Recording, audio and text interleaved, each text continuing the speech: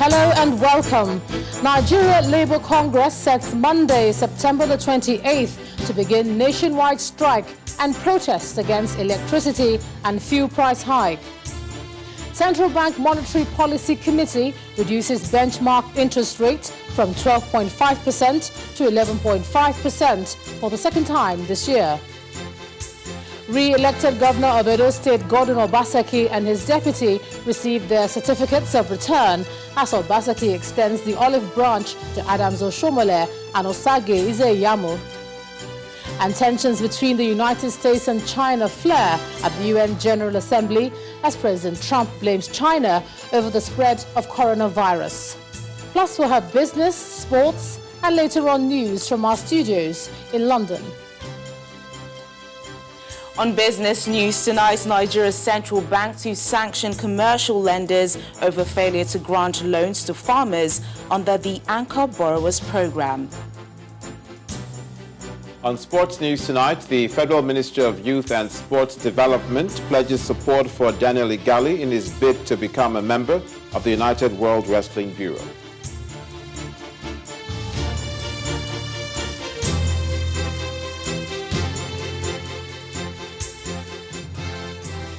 The leadership of the Nigeria Labour Congress is not giving up on its plan to embark on a nationwide industrial action to protest against the recent increase in the price of fuel and the electricity tariff. The NLC, Napeyuba Waba, says unionists have all endorsed the 7-day ultimatum it issued to the federal government to reverse its decision or face a nationwide protest and industrial action. Last week, the organized labor movement threatened a nationwide protest and strike beginning from September the 28th, which is less than 1 week from now. Mr. Waba made the comments after the NLC's National Working Committee meeting in Abuja today. NEC also observed that the privatization of the electricity subsectors 7 years down the line have not yielded any positive result. Whereas the entire privatization process, the entire sector was sold at about 400 billion. We are also surprised that government within the last 4 years injected 1.5 trillion over and above the amount that was used to sell this very important asset. And therefore, NEC came to the conclusion that the entire privatization process has failed and the electricity hike is actually a process of continuous exploitation of Nigerians. On the issue of the refineries and also the increase in the pump price of PMS, these have further eroded the gains of the 30,000 minimum wage. In the light of all of this, NEC decided to endorse the ultimatum, 2 weeks ultimatum, given to the federal government to try to reverse those obnoxious decisions, and also pronounce that the action proposed by the Central Working Committee is hereby endorsed by the NEC, that 28th of September will be a date that those actions will be challenged by Nigerian workers, our civil society allies, and also other labor centers. To security in Nasarawa State, 1 person has been reported killed, 10 abducted, and many others injured by gunmen in Kana community of the Nasarawa State. Now, the chairman of the Nasarawa local government area, Muhammad Sani Otto, says the gunmen in their numbers invaded the community, shooting sporadically in the air, which resulted in the death of 1 person, injuring many, after which they kidnapped 10 persons. He adds that security has been beefed up in the area to avoid a recurrence, while efforts have been heightened to rescue the abducted persons. And Governor Babagana Zulum of Borno State has announced a donation of a house and 20 million naira to the family of Colonel Dahiru Bako, the commander of 21st Task Force Brigade of the Nigerian Army, killed in an ambush by Boko Haram insurgents. Governor Zulum describes Colonel Bako's death as a loss, not only to the Nigerian military, but the entire nation. The governor extolled the gallantry of Colonel Bako, who had worked in several locations in the theater of operations in the army's counter-insurgency effort.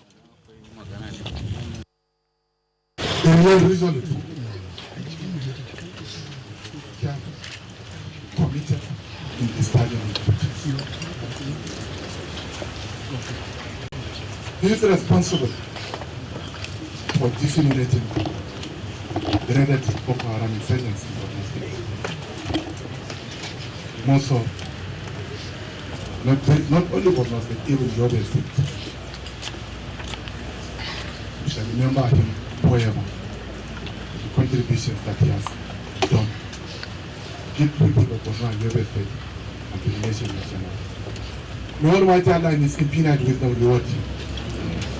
Forgive him and lead him to the not greatness.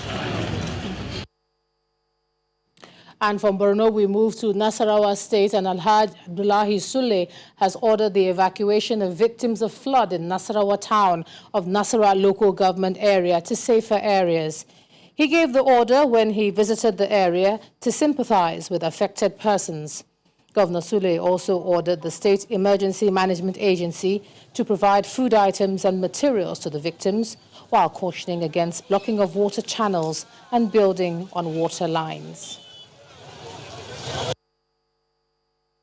The people who are going through the hardship, the first thing is to try and see how we can evacuate them to safer grounds. Because in case there is another rainfall again, then the situation will be worse for them. So first is to take them to safe site. Once we take them to site that is safe at this moment, next is to make sure we provide them with feeding. So there is going to be some food that will be brought in, inshallah, today from Lafia to Nasarawa so that we can support these people.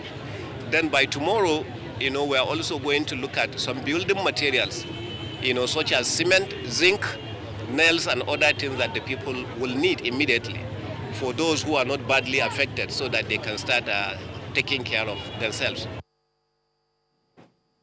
The federal government is advocating the need to mobilize support for the new Water Resources Bill that's currently at the National Assembly, insisting that when passed into law, it'll be a panacea for addressing interstate water-related conflicts in the country.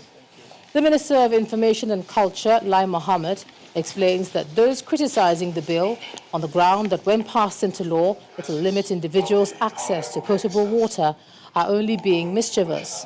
He maintains that the bill only stipulates that those drilling boreholes for commercial purposes acquire a license from the government before carrying out their commercial activities. According to him, drilling boreholes for domestic purposes does not require such license. Critics contend that the bill, when passed into law, will clip the wings of state and local government authorities, as well as individuals, from making use of the water in their backyard without permission from Abuja. Our answer to this: communities on river banks are guaranteed undisturbed use of water, as stated in Section 3 of the bill. Also, all occupiers of land are guaranteed the right of abstraction for domestic and sustenance, whether by borehole or rivers. Critics contend that the bill is capable of triggering water wars. On the contrary, the bill is the only panacea to internal conflict on water. You can now see that many of those condemning the National Water Resources Bill 2020 either have not read it at all or do not understand its provisions. Also, we cannot rule out deliberate mischief by some of those who have been portraying the bill as a new source of conflict. We are therefore using this opportunity to appeal to Nigerians to avail themselves of the provisions of the bill. For the second time this year, the Central Bank of Nigeria's Monetary Policy Committee has reduced the country's lending rate from 12.5% to 11.5% after a two-day Monetary Policy Committee meeting in the nation's capital, Abuja. The central bank governor, Godwin Emefiele, however, blames the rise in the country's inflation from 12.8% in July to 13.2% in August on insecurity, flooding, high production costs, as well as the increase in the price of petrol and electricity tariff. It's the fourth Monetary Policy Committee meeting for the year. Before this meeting, figures from the National Bureau of Statistics reveals some economic indices that are not too good for the country. This include the rise in inflation by 13.2% in August and a minus 6% drop in the gross domestic product. These and more are some of the concerns raised by members of the Monetary Policy Committee. The increase in headline inflation was largely driven by the persistent increase in the food component, which rose to 16% in August 2020 from 15.48% in July 2020. These optics were driven primarily by legacy structural factors such as the inadequate state of critical infrastructure and broad-based security challenges across the country, which dampened production activities. The Apex Bank governor then resolved the domestic outlook of the economy. The nation's economy, according to him, will continue to grapple with the effect of the pandemic for the remaining months of the year. No thanks to the COVID-19 pandemic, which has seen the disbursement of 3.5 trillion naira to key sectors of the economy. The committee remains committed to its primary mandate of ensuring price stability. It, however, noted the need to address the structural supply side issues that are putting upward pressure on production cost and depressing economic growth. To this end, committee supports the various intervention programs of the bank towards stimulating production in the agricultural and the manufacturing sectors. The Nigerian economy, just as other developed and emerging economies, are still grappling with the effect of disruptions caused by the COVID-19 pandemic. And this has resulted in an economic contraction of 6.1% in the second quarter of the year. Members of the Monetary Policy Committee, however, project a positive growth in the last quarter of 2020, or most likely the first quarter of 2021. In part two, after the break, we have more on the CBN's Monetary Policy Committee decision today, which cut benchmark interest rate to 11.5%, and will be joined by the Chief Executive Officer of Financial Derivatives Company, That's in a moment. You stay with us. A former central bank governor, Mohammed Sanusi II, is suggesting that the federal government must concentrate on creating the right environment for private businesses to thrive. He believes that diversification is one of the ways this can happen, and until it's successfully done, Nigeria will continue to lag behind in terms of development. The former CBN governor, who was a guest speaker on the second day of the Kaduna Investment Summit, explains that over-reliance on oil has made the country unproductive in many other sectors. I therefore invite you all to participate and enjoy the discussions. Thank you. It's the final day of the 5th Kaduna Investment Summit, and a key takeaway is how to take advantage of technology in building an economic environment for Kaduna State and the country at large. The event kickstarts with the Governor, Nasir El-Rufai, giving a brief of the deliberation and adoptions so far. Our future plans include an increased share of agriculture, electrical and electronics, automotive assembly, textiles, ICT, electricity, mining and quarrying, inter and intra-state transport as contributions to GDP. Next is the guest speaker, a former governor of the Central Bank of Nigeria, who is the vice chairman of the Kaduna State Investment Promotion Agency, Sanusi Lamido Sanusi. He gives an insight on how Nigeria's economy has fared before, during, and after the discovery of oil. Why was Nigeria successful in the pre-oil period? It was diversification. in this period, interestingly, we were growing, but we did not diversify. That's one. And that explains the huge levels of poverty in the country. It explains the huge levels of inequality in the country. It explains the vulnerability of the economy to shocks in terms of trade. It also explains the relatively slow pace of growth. Because he goes on to identify opportunities in the country, highlighting the important role technology plays in wealth creation. There is enough investment in towers, enough investment in networks, and the federal government says we're going to invest in broadband with the ESP. Fine. What can Kaduna State do to produce young people in Kaduna State who know better than pick up the mobile phone to send WhatsApp messages to their friends and forward gossips and stories, who realize that this phone in their hand is actually a ticket to wealth. Shortly after the launch of the Kaduna Investment Report 2020, which has been prepared by the Oxford Business Group, according to Jimmy Lawal, a board member of the Kaduna Investment Promotion Agency, the document contains all the needed information for intending investors in the state. They will have information readily available to them on all the sectors that are available in Kaduna State, are priority sectors for development and for growth, and they can then just fit into their own areas of investment and perhaps go into a green economic zone or green agro-allied industrial zone and be able to plug and play. The use of technology to create a buzzing market also formed part of deliberations in one of the plenary sessions. And I think anyone that wants to set up a tech business to address economic development, they need to actually know what the challenges are. Where are these people that need the problems to be solved? What are the types of problems they're facing, and what are the best ways to solve them? With the deliberations and key takeaways from the summit, the Kaduna State government believes that its policies will help attract more investment, boost internally generated revenue, and add its quota to the economic development of the country. Let's discuss today's MPC decision to cut rates further.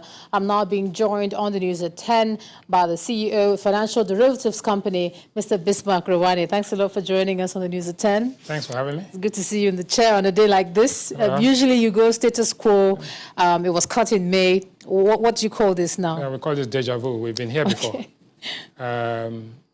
In May, we had a 1% cut, and it was for signaling. This time, the governor of the central bank says this time is to actually stimulate output and control inflation. So let's look at what happened in May. Since May, out of 4 variables, GDP growth has actually declined. It went from 1.8 to minus 6.1.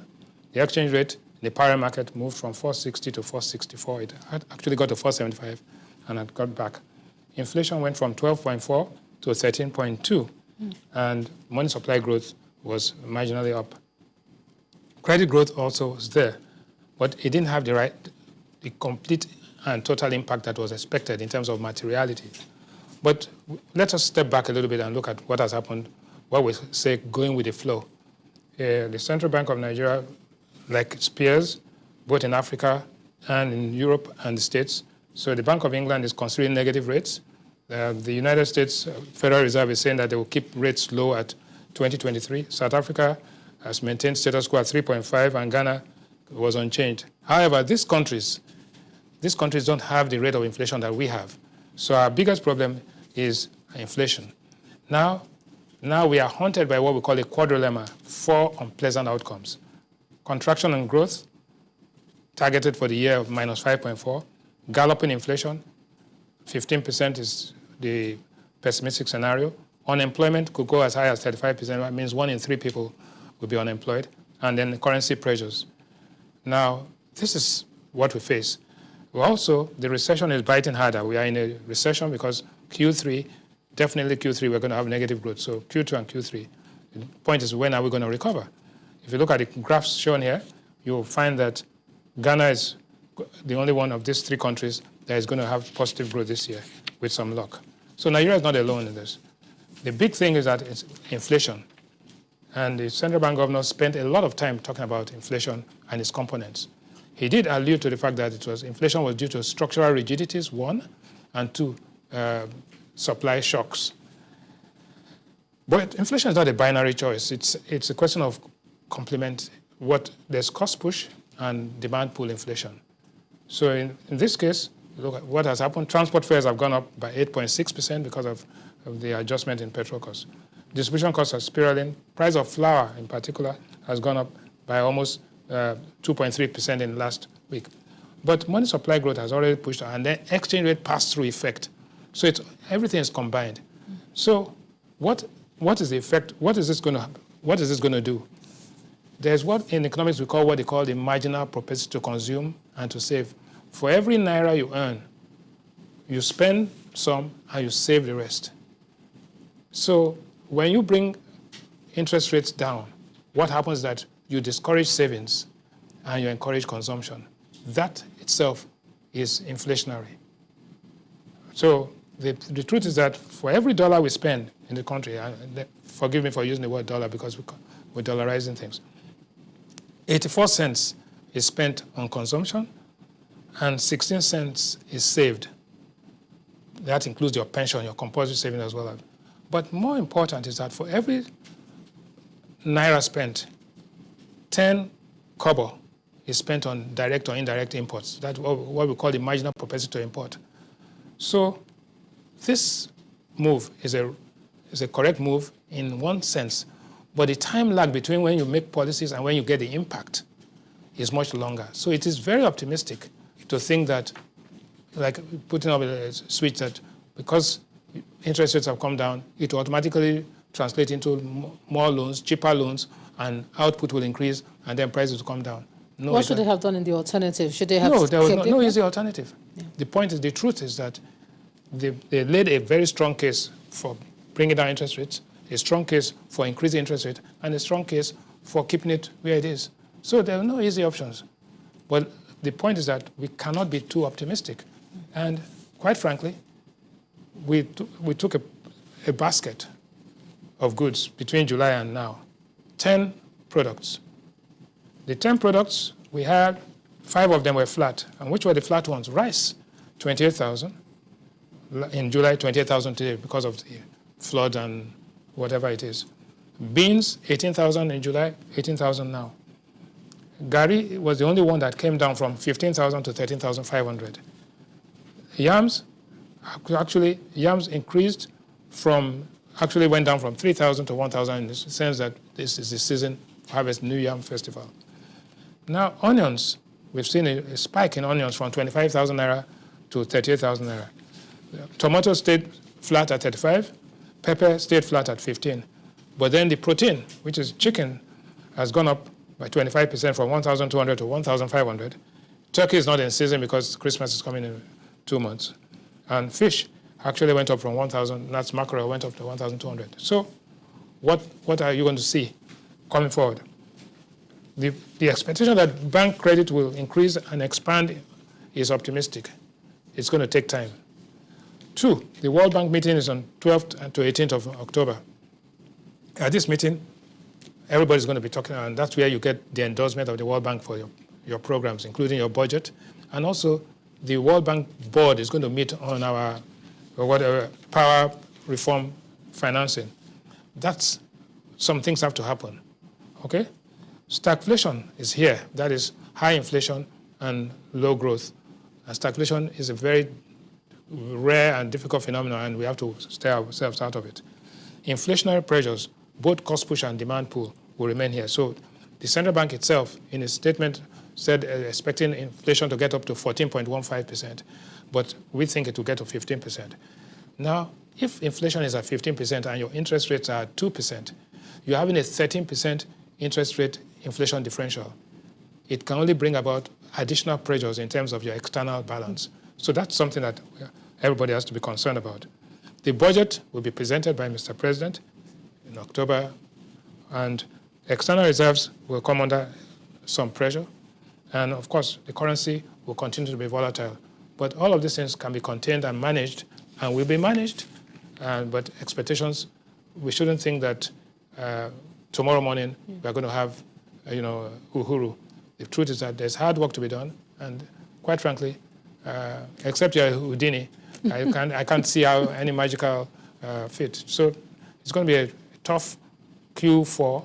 The recovery is going to start sometime in 2021, and All right. Well, finally now, you've talked about expectations, and there's no magic wand. You were a keynote. We saw you there at the Kaduna Investment Summit speaking there. Yeah. Well, in light of what you've said now, what are some of the takeaways from that particular summit, looking at the announcement today? Well, the summit is what I said at the summit is that an investment-led strategy is the way out. Consumer-led strategy helps, with that basically you increase consumption. But every time you increase consumption, especially in an economy which is highly vulnerable to exchange rate volatility, you leave yourself exposed. So you have to look at it cumulatively. When you invest, you have a multiplier effect. But people will only invest if they know, one, that there's predictability and stability of currency values, and that you have a path, a way of what we call the real effective exchange rate path, which means that your currency is not misaligned with your fundamentals. And let me close with this comment. Economics is about rational expectations. It's not about emotional intelligence. It's not affection. It is rational. People, it's a science of choice and scarcity. And that is what I think the central bank was trying to communicate in one way or the other. But again, the truth is that next year will be better than this year. Okay. Thank you so much. Always a pleasure to have you. CEO of Financial Derivatives Company, Mr. Bismarck Irani. Thanks for crunching those numbers for us on the News at 10 tonight. Thank you. And when the News at 10 returns, central bank to sanction commercial lenders over failure to grant loans to farmers under the Anchor Borrowers Program. That will be on Business News. Please join us again.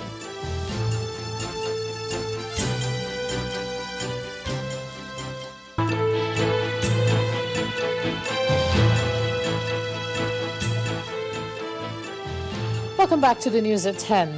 The fight is over, and that's the message of the re-elected governor of Edo State, Godwin Obaseki, to his predecessor, a former national chairman of the APC, Mr. Adams Oshomole, as he extends a hand of fellowship to him and the APC to join in moving Edo State forward. Governor Obaseki made the call today after receiving his certificate of return from the Independent National Electoral Commission alongside his deputy, Philip Shuaibu. Hello, just wait. The morning rains are no deterrent as Governor Obaseki makes his way into the hall.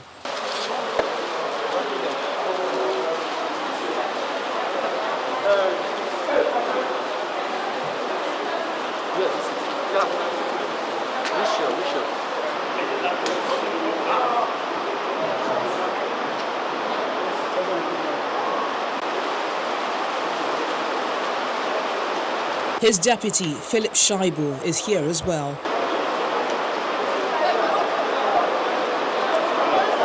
For INEC, the electoral umpire is statutorily obliged to issue the certificate of returns to the re-elected governor. The presentation of certificates of return is a statutory obligation of the Commission in fulfillment of the requirement of the electoral law that certificates of return should be issued within 7 days of the declaration of winner. This occasion is only made possible because of the successful conduct of the governorship election last Saturday, 19th of September 2020. Done with her remarks, it's time for the presentation of the certificates to the winners. I hereby certify that Godwin Noge Hase Obaseki of People's Democratic Party has been elected to the office of Governor of Edo State.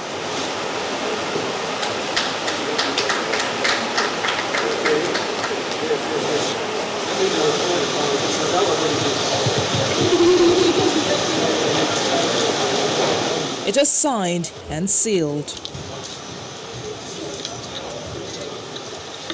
Governor Obaseki is grateful to the president for ensuring a transparent process, a stance diligently executed by INEC. We thank God that we have the sort of president we have in the president of President Muhammadu Buhari. It was his party. He had a choice to ensure and insist and do all that was required to make his party win the elections in the only state where his party controlled in a region. But he rose above partisan politics. He goes on to extend the olive branch to his opponents in the poll, specifically the APC candidate, Pastor Osage Ize-Yamu, and the former APC chairman, Comrade Adams Oshomole. So I'm using this opportunity to extend a hand of fellowship to my brother, Pastor Osage Ize-Yamu, and his other colleagues in the All Progressive Congress. I want to use this occasion to call on the former chairman of the APC, Comrade Adams Aliu Oshomole, that the fight is over and he should come and join in building the house where he was part of laying a foundation. INEC says that the certificate of return is only issued to people who win election freely, and that for any elected person to earn it, it must be through the free will of a returning officer who supervised the electoral process. There's some senators and they said they are coming in the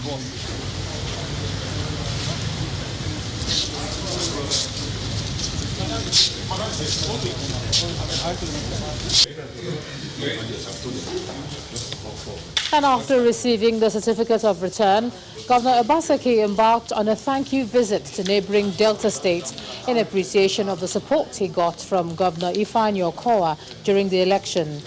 He was accompanied by his wife, Betsy, Deputy Governor Philip Schreiber and wife, and members of the National Assembly from Edo and other top government functionaries. He told Governor Okowa that his support and that of the people of Delta has rekindled the spirit of the old Bendel. He adds that his re-election on the platform of the People's Democratic Party would pave the way for regional cooperation and development with all the governors in the South-South belonging to one political party. It's not a long speech-making event. It's one of gratitude, one to come and express our gratitude and let you know that you have, by your action, rekindled the spirit of Bendel. When I came to visit you with a team immediately after your election, about a year or so ago, I had no idea that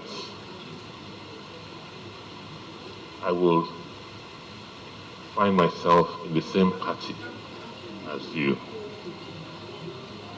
which will facilitate the process of our regional cooperation.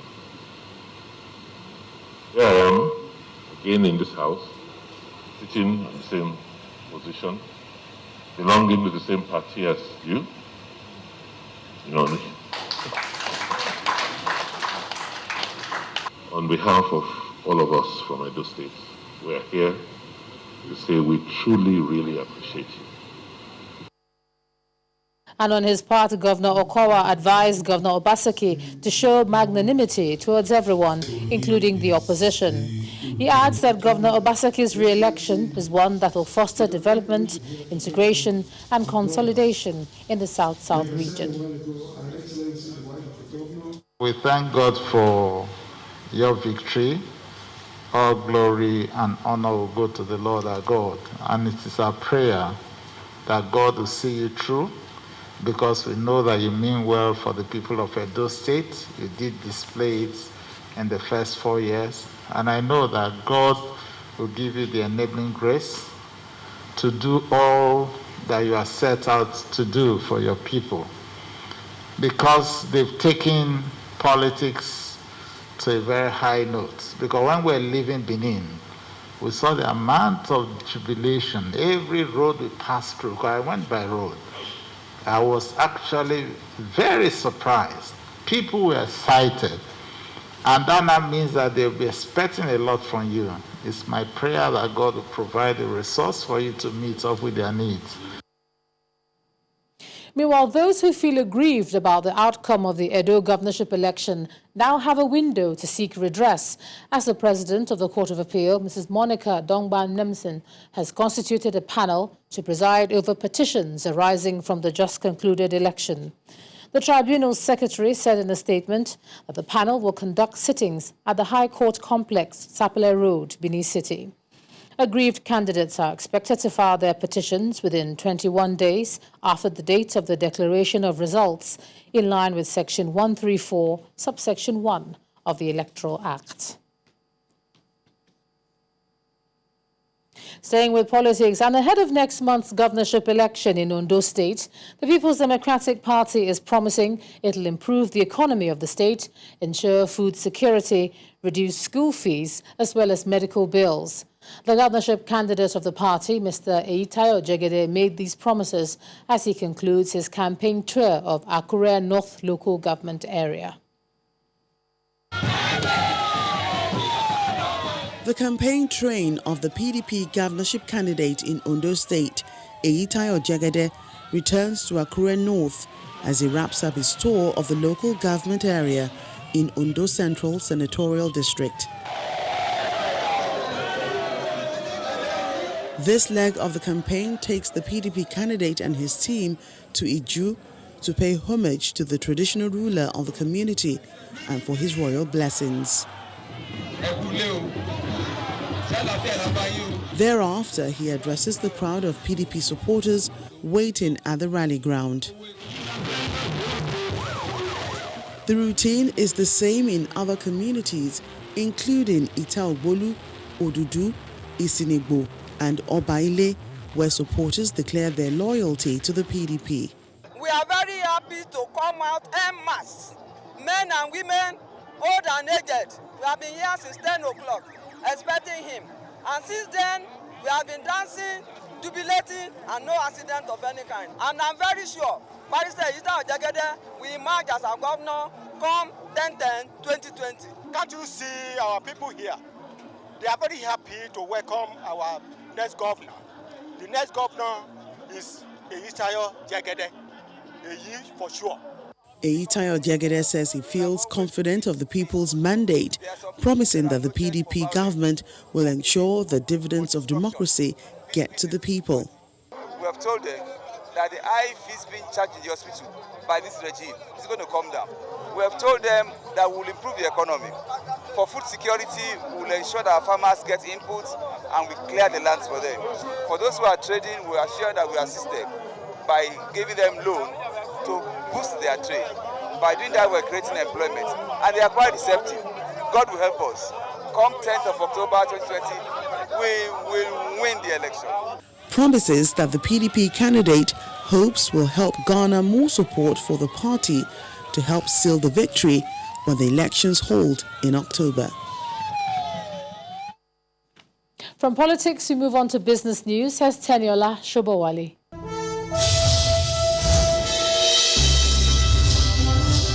Thanks, Ijoma. Welcome to Business News. The central bank is threatening to sanction all commercial banks who fail to disburse funds to farmers under the Anchor Borrowers Program. The Director of Development Finance at the Apex Bank, Mr. Yusuf Ila, who made this known at a meeting with farmers ahead of the 2020 dry season, announced plans by the central bank to reduce risk-sharing ratio for farmers by 50%. Recently, the central bank directed commercial banks to increase its percentage of loans to farmers from 4% to 10% between 2020 to 2024. Now, Shell-funded impact investment company Alon has announced a $1.5 million investment in Oxano Solar Nigeria Limited for the indigenous renewable energy company to scale up its operations over the next 5 years. The company says it is reinventing and perfecting new ways of providing more efficient and affordable solar inverter systems. With the current COVID-19 crisis, importation of solar panel parts are disrupted, forcing more people to look inward for alternative energy solution. Oxano Solar Nigeria Limited, the first privately owned solar PV manufacturing company in Nigeria, is reinventing and perfecting new ways of providing more efficient and affordable solar and inverter systems. And that effort seems to be paying off with its new investment deal. Olon, an independent impact company seeded with funding from Shell, is working with Oxano to increase access to commercial energy products and services for off-grid markets in Nigeria. This is a $1.5 million investment comprising debt and equity elements, which basically is into Oxano Solar Limited, which is Nigeria's number one solar assembly company. Basically, we've seen that the company has proved itself over the last 3 years to be a dependable and serious company in this space. It has achieved quite a number of firsts, and we would like to be part of that story. We see that there is still a lot of space and scope for improvement and for the company to actually expand further. Oxano's management maintains that its expansion will take care of its supply challenge and other key areas of the business. We've come to know Olon now for about 2 years plus. The first engagement with Olon was when we were part of the winners for the 2018 Off-Grid Energy Challenge by Olon and USADF, where we got blended finance, grants, and this in debt. So Olon was part of that. So that was how the journey started. Basically, this investment is to enable us build a new factory. So we're moving to a new location, and then we are moving our capacity up for as much as 6-7 times, because we're building 100 megawatts installed capacity. So what we're looking at is that in the next 12 months, we should be able to supply at least 20% of the solar modules needed locally. With this investment, Oxano Solar is seeking to continue to provide unbeatable solar energy solution in the area of manufacturing, procurement, sales, design, installation, and maintenance of solar inverter systems. Increased investors' interest for the shares of telecom giant MTN Nigeria lifted the stock market higher today as the month-to-date gain on the NSE rises to 1.3%. Layo Adegoke has details of the transactions at the exchange.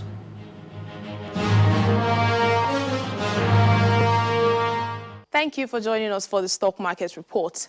With some renewed energy, the bulls trampled harder on the bears at the close of today's trading session on the NSE, on the day that the Central Bank's Monetary Policy Committee cuts its interest rates. The market's main index ended Tuesday higher by 0.31%, following the 2.41% gain recorded by MTN Nigeria, which contributed largely to the 42 billion naira additional increase on the stock market's total value. Analysts attribute the strong performance on MTN shares to cross-dealing activities by investors, which added more than 1 billion naira to its overall value. However, looking at the sectoral chart, you can see that all the key indexes finished in the red, and that's attributed to investors' profit-taking on 17 equities led by Union Bank, and that's in contrast to gains recorded by Red Star Express and 8 other advances. The market has maintained positive momentum for a second session in the week, and analysts expect investors to switch from debt markets to the equities markets due to reduction of MPR by CBN's Monetary Policy Committee. That's the Stock Market Report. I'm Layo Adegoke. And that's Business News Tonight. It's back to you, Ijoma. Thanks a lot, Teniola. U.S. President Donald Trump has blamed China for the spread of coronavirus at the UN. In his address to the UN done virtually, Trump called for China to be held accountable for the pandemic. He's frequently accused Beijing of covering up the virus, saying they could have stopped the disease spreading. China has called the attacks an unfounded distraction, and President Xi Jinping says his country has no intention to enter into Cold War with any other country. Must hold accountable the nation which unleashed this plague onto the world, China. In the earliest days of the virus, China locked down travel domestically while allowing flights to leave China and infect the world. China condemned my travel ban on their country, even as they canceled domestic flights and locked citizens in their homes. The Chinese government and the World Health Organization, which is virtually controlled by China, falsely declared that there was no evidence of human-to-human transmission. Later, they falsely said people without symptoms would not spread the disease. The United Nations must hold China accountable for their actions. And the U.S. continues to have the highest COVID-19 toll in the world as numbers exceeded 200,000 today. Here's Simon Pusey with more international stories in Around the World in 5. Good evening and welcome to the Channel Studios here in London with your international news around the world in 5. US President Donald Trump has announced he will name his nominee for the Supreme Court Justice by the end of the week. People are so tired. Did you hear today the latest?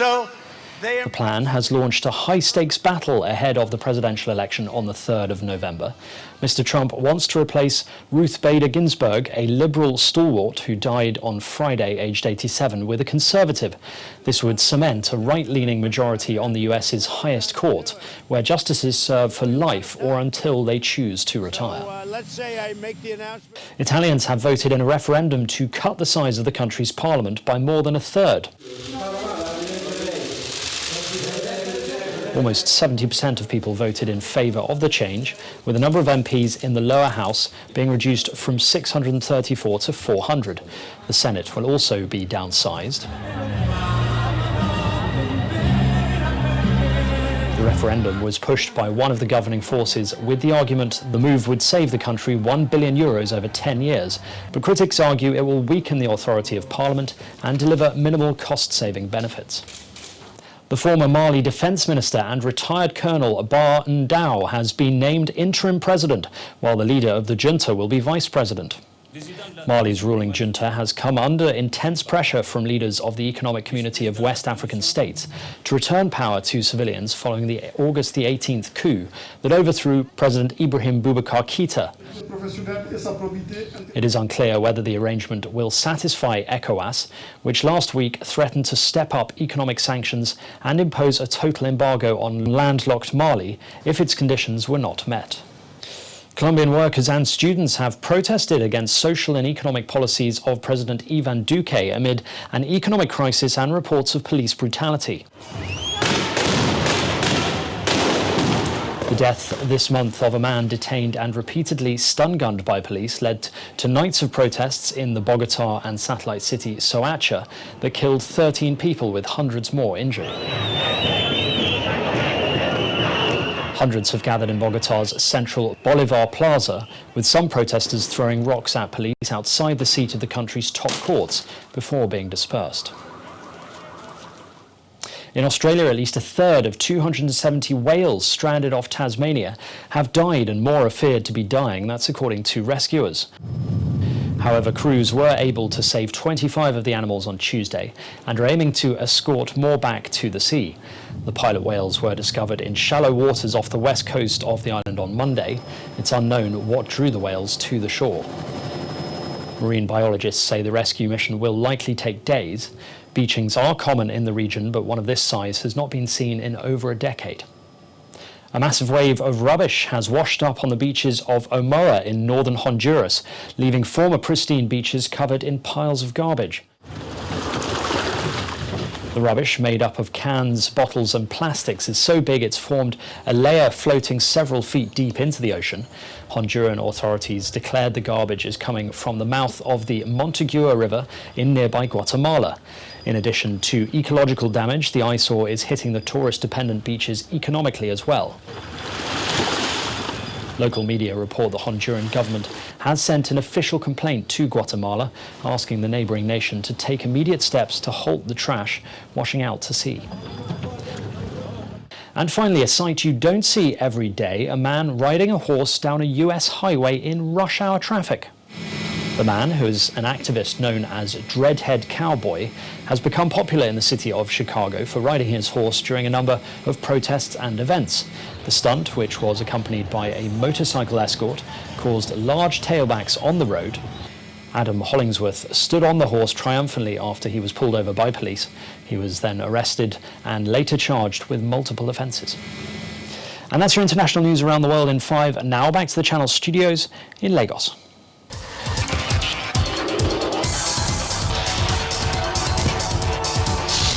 Thank you, Simon. Hello and welcome to Sports News. The federal government has pledged its support for the candidacy of Daniel Igali, who is seeking to be nominated into the United World Wrestling Bureau. Speaking in Abuja while playing host to the Sydney 2000 Olympics gold medalist, the Minister of Youth and Sports Development, Sunday Dare, says Nigeria will fulfill the necessary obligations to ensure the emergence of Igali as the first black African on the Bureau. Thank you. I think we're all partners. West Ham United manager David Moyes and two of the club's players have tested positive for COVID-19. The Premier League club were informed of the positive test while preparing for their Carabao Cup tie against Hull City at the London Stadium. Moyes, as well as both players, Issa Diop and Josh Cullen, immediately left the stadium and have returned home to self-isolate. An Italian disciplinary hearing has punished Roma for fielding an unregistered player in the opening round of Serie A by changing their goalless draw at Verona to a 3-0 defeat. Serie A clubs can register up to 25 players aged over 22 and must submit the list to Italian football governing bodies at the start of the season. That's it on Sports News. Ijama, back to you.